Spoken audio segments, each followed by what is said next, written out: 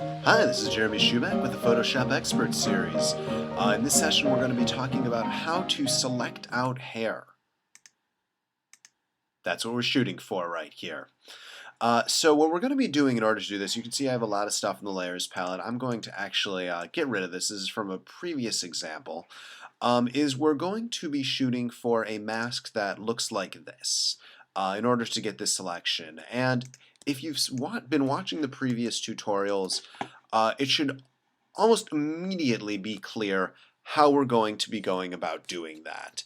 Uh, but this is very important to go over again because it's a very crucial way to go about it. So let me first show you the wrong way to do things. Just a couple of ways. Apply layer mask. No, delete. Or actually, even let's just bring this down here. It's just kind of saving the selection to a blank layer. You'll notice that I have a couple of background layers. Let's make red. Just to set this up as background test, and then we'll call this one BG for real. All right, so let's first select out the hair the wrong way. So I'm going to go into select color range. You'll notice normally select has a lot of things in it. I'm just going to do select color range. Excuse me. I'm going to shift select. And you'll notice this is much too much. Now, lowering the fuzziness on this window is kind of like lowering the tolerance on the wand tool. So I'm going to try and do that. And I'm going to press OK. Localize color? Nah, I don't want to do that. I'm going to actually press cancel, and I'm going to go into this again. I could see from the black and white right there that this wasn't going to be all that great. All right, so that looks pretty good. And then, maybe I'll shift select this. That looks pretty good. And then I'm going to shift click this. That looks pretty good. I'm going to bring in the fuzziness. I'm going to press OK.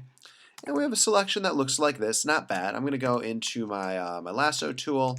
And just by holding down shift, I'm going to click around all of this, this area right here.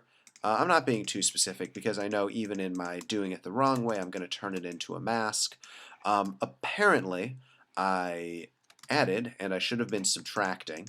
So, whatever, bygones, these things happen. Because I selected the color range of the background, I hit Shift, I should have been hitting Alt. That's actually a good thing to show. It's good to never select too big of areas at a time, just in case you make a mistake. Just do small incremental stages first.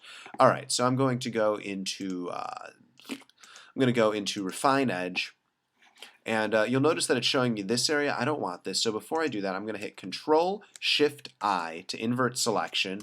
And so now instead of this area being selected, this area is selected. I'm going to hit Refine Edge, and currently we have it on black. I actually want to see what the background will look behind it. So I am going to, again, go to Refine Edge, make sure that, this red background is turned off. So I'm going to go into Refine Edge, and then I'm going to set Refine Edge to On Layers. Or I could just hit the shortcut key L. Then I'm going to move everything to 0. I always start with everything at 0, even radius. So I'm just tabbing between to set them to 0. I'm going to shift the edge, just kind of choke them out a little bit. I'm going to feather it ever so slightly. There we go. I'm going to bring it in a little bit more. We'll feather it a little bit more. I'm going to bring it in more. Just kind of, I don't want that, the nasty edge that we're seeing right there. Just kind of bringing it in until I'm happy with it. So here we go. That's halfway decent. Notice down here in the Refine Edges that I get the options for Output To, and I'm doing it to selection. I'm going to do it as a new layer with Layer Mask, and when I do it this way and press OK, what happens is this layer is duplicated, and now it is formed on a new layer with a layer mask. So if I ever want to go back to the original layer, I have that right here, although the original layer is also contained right here. So it's just a lot of backup options. I'm going to move the original layer behind because I figure maybe I'll shift the colors of this, maybe I'll mess with it in some way. I'm going to hold down Alt and go into this layer mask, and it looks okay, it looks decent.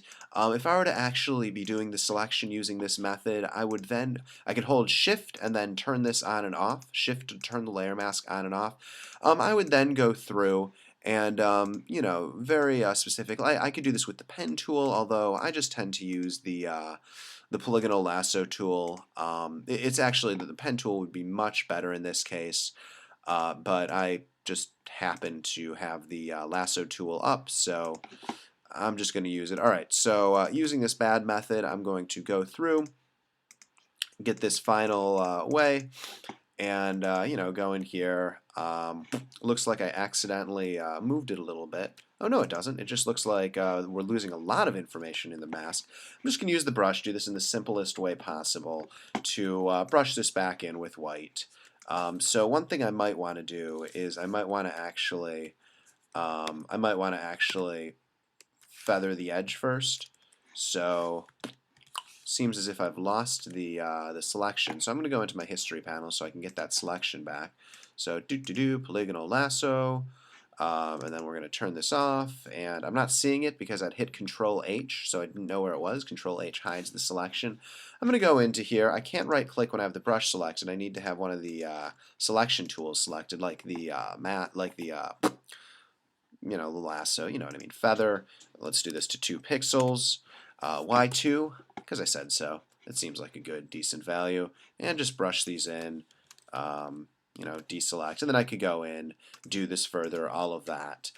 So this is good, but what we're really trying to go for is, replace layer mask, something closer to this. And the difference between this, using the method I just showed you, and this is worlds apart. And we're going to show you how to get from here to here in the next video.